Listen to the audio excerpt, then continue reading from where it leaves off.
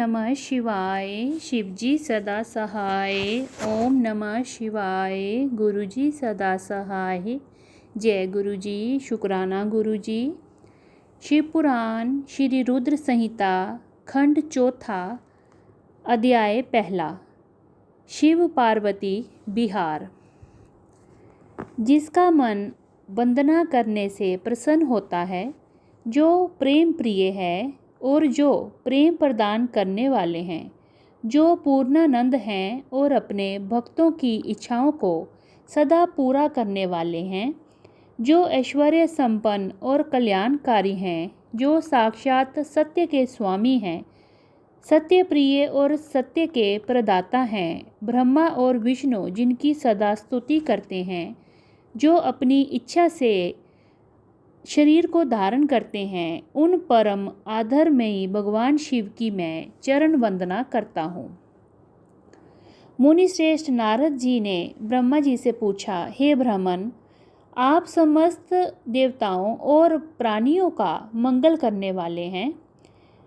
हे भगवान, आप मुझ पर कृपा करके ये बताइए कि देवादिदेव करुणा निदान भगवान शिव तो अत्यंत शक्तिशाली और समर्थ हैं, फिर भी जिस अभीष्ट फल की सिद्धि के लिए उन्होंने गिरिजानंदिनी पार्वती से विवाह रचाया था, क्या वह पूर्ण हुआ? उन्हें पुत्र की प्राप्ति कब और कैसे हुई?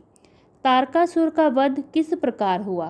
प्रभु, कृपया कर मेरी इन जिज्ञासाओं की शांति हेतु मुझे इनके बारे में विस्तृत रूप से बताइए।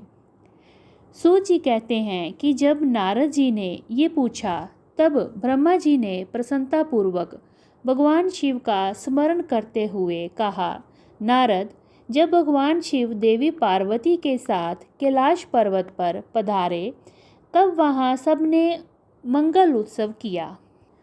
सभी खुशी में मगन होकर नृत्य कर रहे थे। तब भगवान शिव ने सभी को उत्तम भोजन कराया। तब सब देवताओं और मुनिगणों ने उनसे विदा लेकर अपने अपने धाम की ओर प्रस्थान किया।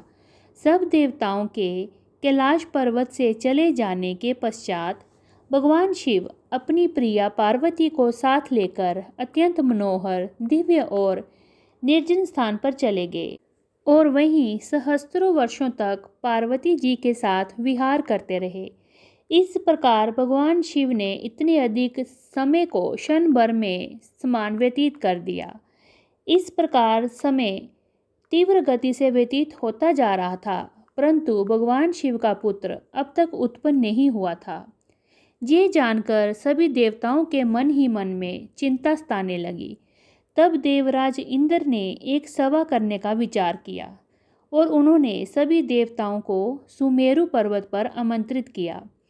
उस सभा में सब देवता इस बात पर विचार करने लगे कि इतना समय व्यतीत हो जाने पर भी अब तक शिवजी के पुत्र क्यों नहीं उत्पन्न हुए। वे सोचने लगे कि शिवजी अब क्यों विलंब कर रहे हैं। उस समय मुझ ब्रह्मा को लेकर सब देवता भगवान श्री हरि विष्णु के पास गए और कहने लगे कि हे हरे, भगवान शिव हजारों वर्षों से रति क्रीड़ा कर रहे हैं। उनका पार्वती जी के साथ विहार अब भी जारी है, परंतु अब तक किसी शुभ समाचार की प्राप्ति नहीं हुई है। तब भगवान श्री हरि विष्णु मुस्कुराए और बोले, हे देवताओं, आप इस विषय में इतनी चिंता मत कीजिए। शिवजी स्वयं अपनी इच्छानुसार इस स्थिति से विरत हो जाएंगे। वैसे भी हमारे शास्त्रों में इस बात का उल्लेख है कि जो व्यक्ति स्त्री पुरुष का वियोग करता है, उसे हर जन्म में इस वियोग को स्वयं भी भोगना पड़ता है।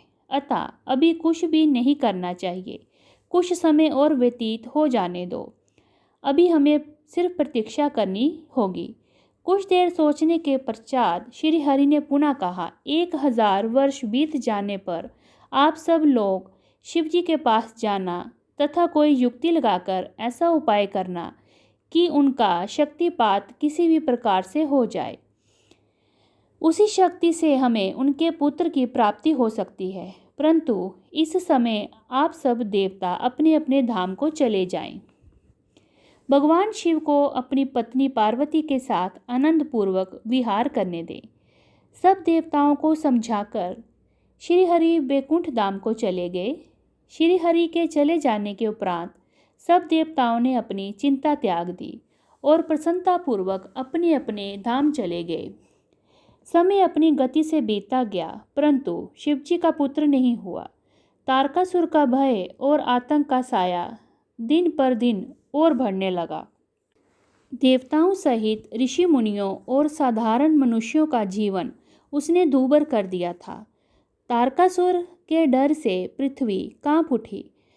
तब विष्णु जी ने सब देवताओं को बुलाया और भगवान शिव के पास चलने के लिए कहा। तब सब देवताओं को साथ लेकर भगवान श्री हरि और मैं भगवान शिव से भेंट करने के लिए कैलाश पर्वत पर पहुँचे, परंतु भगवान शिव कैलाश पर्वत पर नहीं थे। उनके गणों से जब हमने महादेव जी के विषय में पूछा तो उन्होंने बताया कि भगवान शिव माता पार्वती के पास उनके मंदिर में गए हैं। तब श्री हरि ने शिव गणों से उनका पता पूछा। तत्पश्चात हम सब उस स्थान पर पहुँचे जहाँ त्रिलोकीनाथ भगवान शिव अपनी प्रिया के साथ निवास कर रहे थे। तब वहाँ उनके निवास के द्वार पर पहुंचकर सब देवताओं ने भगवान शिव का स्मरण कर उन्हें मन में प्रणाम कर उनकी स्तुति आरंभ कर दी। इति श्री पहला अध्याय समाप्त। ओम नमः शिवाय। शिवजी सदा सहाय।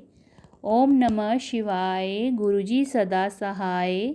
जय गुरुजी। शुक्राना गुरुजी।